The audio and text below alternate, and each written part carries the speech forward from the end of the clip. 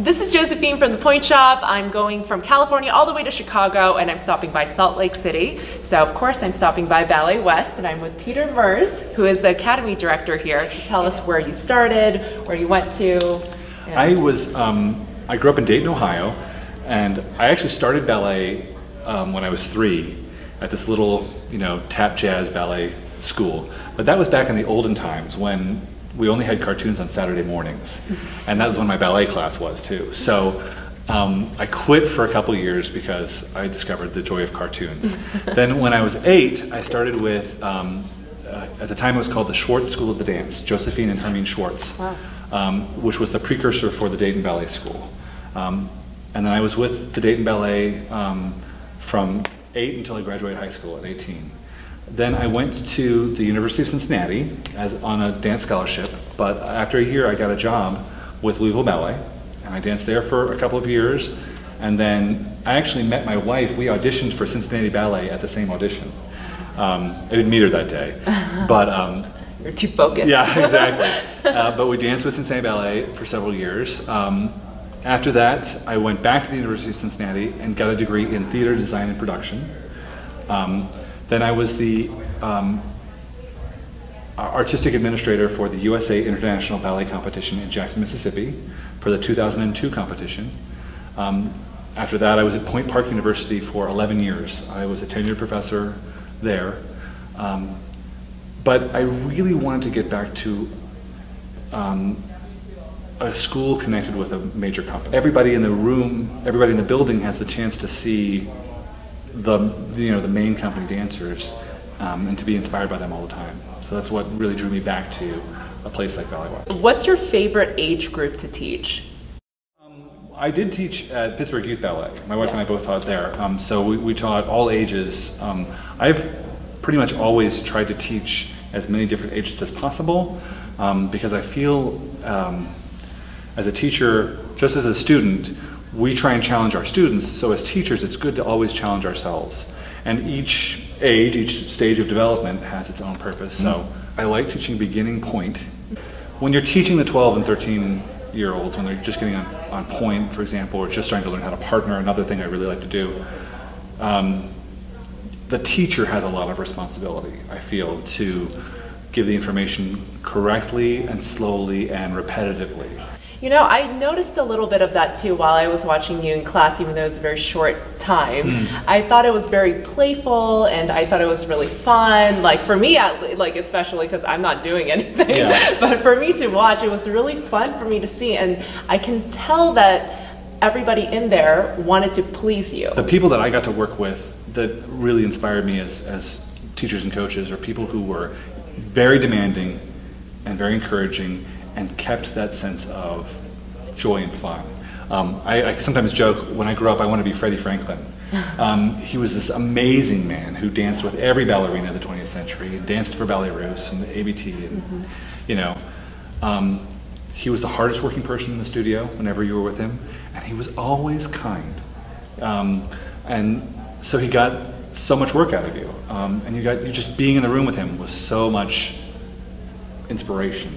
Right. So that's what I go for. And I don't feel like that's just me. I feel like that is really the way Adam likes to run the company. I think that the whole spirit at Ballet West is exuberant collaboration. I was watching a little bit of the company classes too, and it's the same feeling walking in there. There's a lot of joy and like the dancing and everything, so that was really cool for me to watch. And it shows on stage, I think. Absolutely. Yeah. The rise of the trainee program has been happening more and more. And actually, what I like about that is this is really vocational training. In Europe, it's kind of the understanding that if you want a job in the vocations, you would go into vocational training. And with ballet, it's such a young person's art form. You have to do it while your body still can. So I think that the fact that we now have these programs that young people at 17, 18 can go into, I think it serves them and their careers a little bit better. I know, having gone back to college after my performing career, I was a much better student. That makes sense. And then I also have a master's of business administration. Wow. the intellectual curiosity hopefully will always be with you. And you actually have an advantage because Yeah. because you have such a different background as a dancer and such different creativity that you would have an edge if you went into business. Yep. Yep. So I think that's perfect for a Yeah. lot of dancers because usually a lot of dancers will have to have a second career Well, anyway. I think that those people who are most successful are the ones who treat their careers like entrepreneurs. You know, even if you're going to be in a company, you always have to be thinking about your brand and your market. And part of thinking about your brand is how are you presenting yourself on social media? How are you presenting yourself in auditions and that sort of thing. So Now, when you're looking for trainees, new trainees, what are you specifically looking for in auditions? a lot of people ask, what's the Ballet West look? When we have this reputation for hiring very tall dancers and whatnot. I find that what the most successful dancers here are the strong technicians. So strong technique is really important. It's not just, oh, this body looks good, maybe we can do something with it. For the trainee program, we're really looking for strong technique as well. We're also looking for confident performance. I think that Adam really likes glamorous, bold performers. And I think that that's a skill that you need to practice. Absolutely. But so I think if you bring that kind of presence to the audition, it'll help. And then we work to provide as many performance opportunities as we can, so you have practical ways to practice that. I'm also looking for intellect.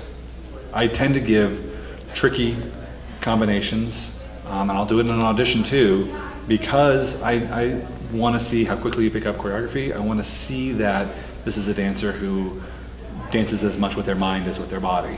So if you can give advice to that 12 or 13-year-old girl that wants to be in the Ballet West Academy one day, what kind of advice would you give them to kind of get them to prepare themselves for your audition? Pay attention at bar. I think bar is where you can perfect and change the most about your technique. And I think too often, especially at a young age, I know I did, we endure bar so that we can get to center and jump and turn. Explore as many creative outlets as possible. Go to museums, listen to music, read as much as possible. Challenge your own assumptions. Go to every dance concert you can go to. This is a story, I don't know if it's true or not, but when Balanchine was living in Paris, Isadora Duncan came with her company and did a whole series of performances.